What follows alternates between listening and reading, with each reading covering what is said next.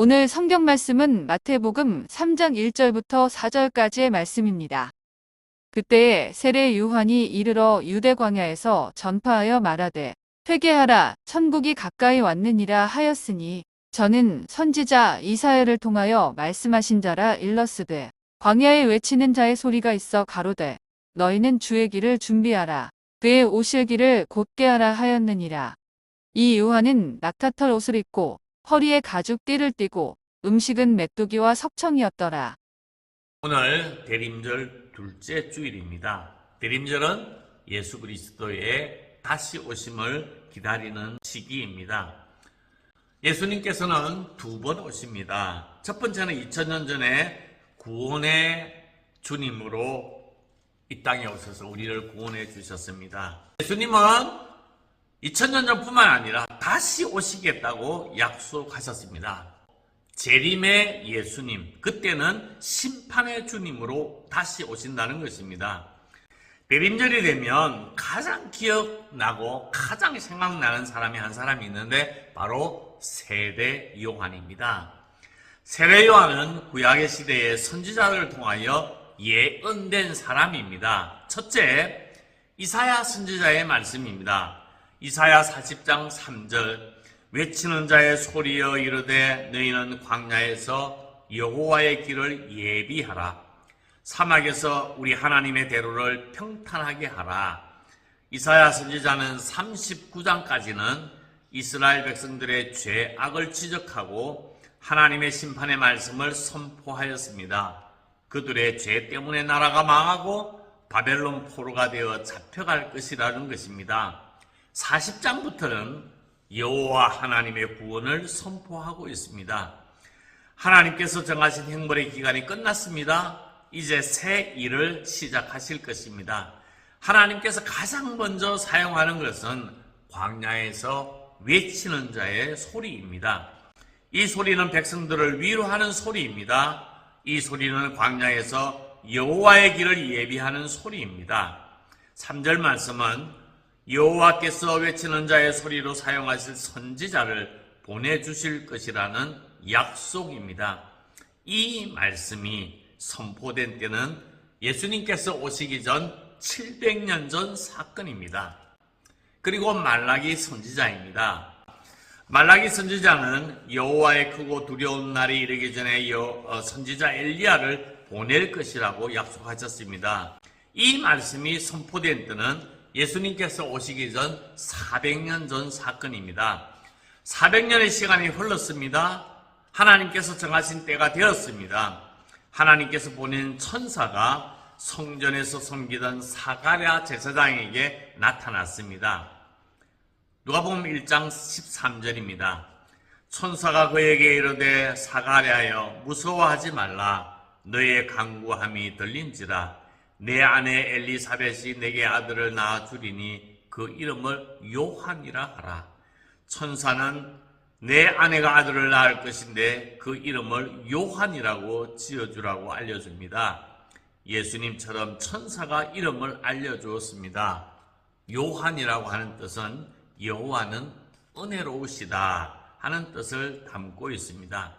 뿐만 아니라 세례 요한이 해야 할 사명도 알려줍니다. 그가 또 엘리야의 심령과 능력으로 주 앞에 먼저 나와 하나님의 아버지의 마음을 자식에게 거스르는 자를 의인의 설기에 들어오게 하고 주를 위하여 세운 백성을 준비하리라. 엘리야의 심령과 능력으로 주 앞에 먼저 와서 메시아의 오시는 길을 준비하는 사람이라고 이야기를 하고 있습니다. 이렇게 태어난 사람이 바로 세례 요한입니다. 세례 요한은 이사야가 선포한 광야에서 외치는 자의 소리입니다. 말라기 선지자가 선포한 선지자 엘리야의 심령과 능력으로 오는 사람이었습니다. 예수님도 요한이 마지막 선지자이며 말라기가 약속한 사람이라고 말씀해 주셨습니다. 마태복음 11장 13절 14절에 보면 모든 선지자와 율법이 예언한 것은 요한까지이니 만일 너희가 즐겨 받을진대 오리라 한 엘리야가 곧 이 사람이니라. 세례 요한의 등장은 구약의 끝이고 새로운 역사의 출발을 알리는 하나님의 소리인 것입니다. 그는 광야에서 백성들의 마음을 돌이켜 하나님께로 돌아오게 하는 일을 하게 될 것입니다. 광야는 바라볼 것이 없는 곳이고 기대할 곳이 하나도 없는 빈들입니다. 오직 하나님만 바라다보며 하나님의 뜻만 추구하는 곳이기도 합니다. 이 광야에서 세례 요한은 주님께서 오시는 길을 예비하고 주님의 날을 기다리는 사람으로 살았습니다. 세례 요한의 메시지는 예수님께서 이 땅에 아기의 모습으로 오셨습니다. 그리고 세례 요한이 본격적으로 활동을 시작합니다.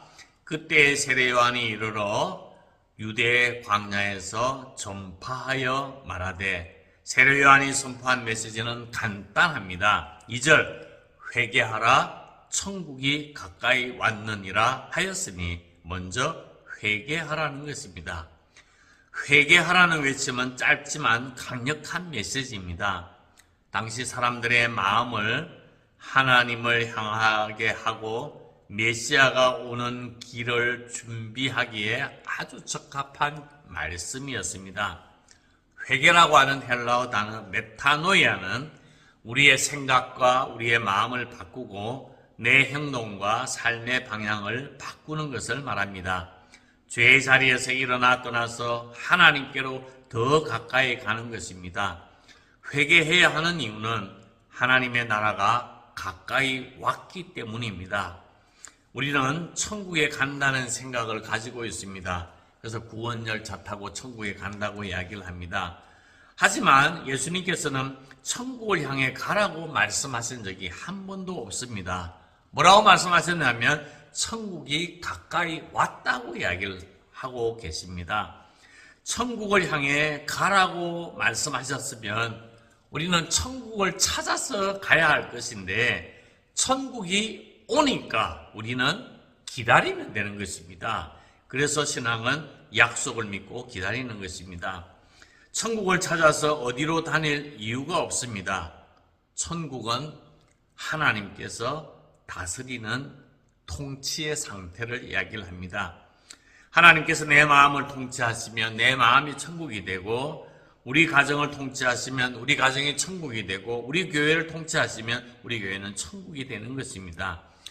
하나님의 나라가 임하면 세상 사람을 구원받을 사람들과 구원받지 못할 사람으로 나뉘게 되는 심판의 날이 임하게 되는 것입니다.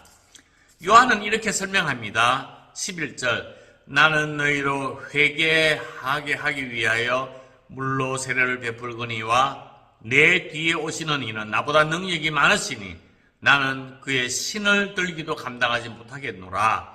그는 성령과 불로 너희에게 세례를 베푸실 것이요. 이렇게 이야기합니다. 요한은 내 뒤에 오시는 분에게 사람들의 시선이 머무기를 원했습니다. 나 말고 내 뒤에 오시는 분을 바라보라고 세례 요한은 선포합니다. 나는 그분의 신을 들기에도 감당하지 못하겠노라고 말합니다.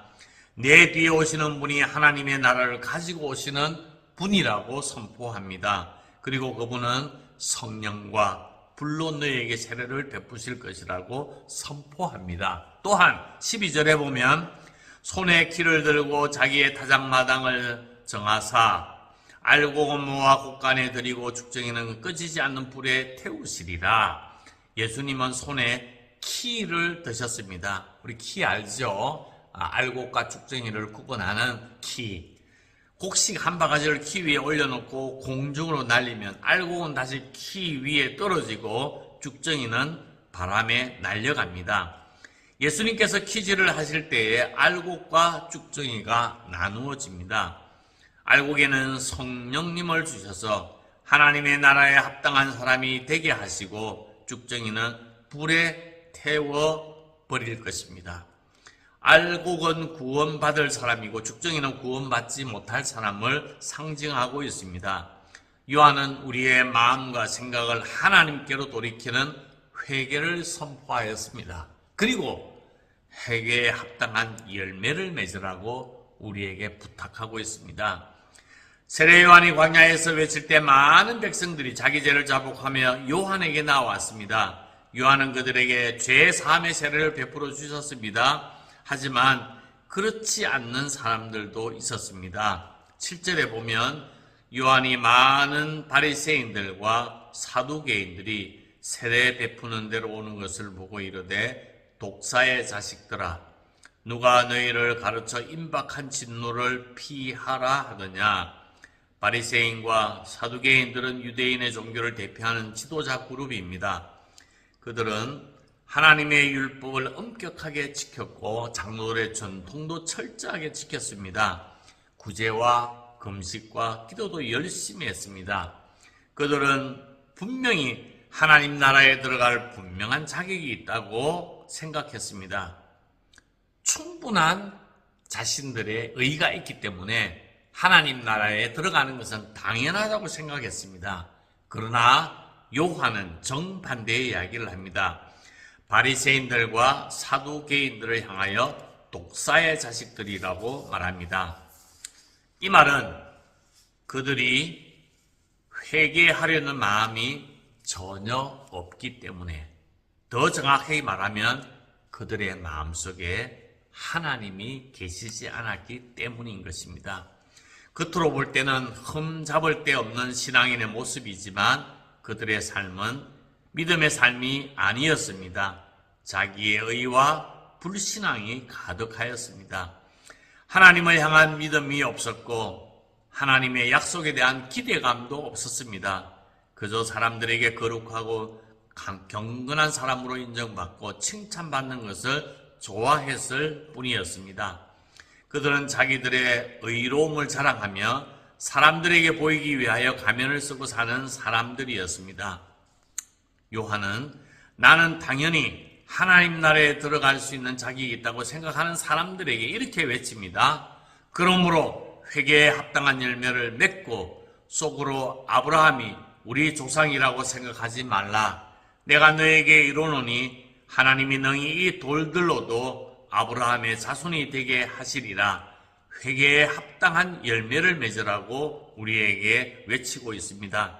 이 말은 회개에 합당한 삶을 살고 회개에 합당한 사람답게 이 세상에 살라고 이야기를 하는 것입니다. 회개는 우리의 삶의 표대, 목적지를 바꾸는 것입니다. 지금까지 사람들의 눈을 의식했다면 이제부터는 하나님을 의식하며 살아가는 것입니다. 정욕을 따라 육체의 열매를 맺으며 살았지만 이제부터는 성령님의 인도를 받으며 성령의 열매를 맺으며 살라고 요구하고 있습니다. 사도 바울은 더 분명하게 우리에게 선포합니다. 갈라디아서 5장 16절에 보면 내가 이루노니 너희는 성령을 따라 행하라. 그리하면 육체의 욕심을 이루지 아니하리라. 그리스도인들의 삶은 육체의 욕심을 따라 사는 삶이 아니라 성령을 따라 행하는 삶인 것입니다. 성령을 따라 산다는 것은 하나님의 영이 이끄는 대로 순종하며 사는 것입니다. 자기 마음대로 살려고 하는 사람은 죄의 열매만 거두게 되는 것입니다. 하지만 성령님께서 순종하는 사람은 성령의 열매를 거두게 됩니다. 오직 성령의 열매는 사랑과 희락과 화평과 오래 참음과 자비와 양성과 충성과 온유와 절제이니 이 같은 것을 금지할 법이 없느니라. 자기 욕심이 아니라 하나님의 방법대로 사는 사람들은 이런 열매를 맺게 되는 것입니다. 사랑과 희락과 화평은 하나님과의 관계에서 맺어지는 열매이요, 오래 참음과 자비와 양선은 이웃과의 관계에서 맺어지는 열매입니다. 충성과 온유와 절제는 나와의 관계에서 맺는 열매이기도 합니다. 이 열매가 바로 회개에 합당한 열매라고 이야기를 하고 있습니다. 사랑하는 만족교회 여러분, 우리는 하나님의 은혜로 죄 사함을 받은 사람들입니다. 이제 우리가 힘써야 하는 것은 회개에 합당한 열매를 맺는 것입니다. 여러분이 살아가는 삶의 자리에서 욕심대로 살지 말고 성령님의 인도함을 따라 하나님의 뜻대로 살아가는 여러분들이 되기를 간절히 소망합니다. 세례 요한처럼 우리도 주님이 오실 길을 준비해야 합니다. 세례 요한은 초림을 준비했다면 우리는 재림을 준비해야 할 것입니다. 그 준비는 하나님의 나라가 온다는 것을 확실하게 믿는 것입니다. 그리고 회개에 합당한 열매를 맺는 삶을 사는 것입니다. 성령의 열매를 맺는 삶을 산다고 할 수가 있습니다. 우리가 준비하는 예수 그리스도의 재림에 대한 준비는 슬프고 안타까운 일이 아닙니다. 왜냐하면 반드시 주님은 오시기 때문인 것입니다.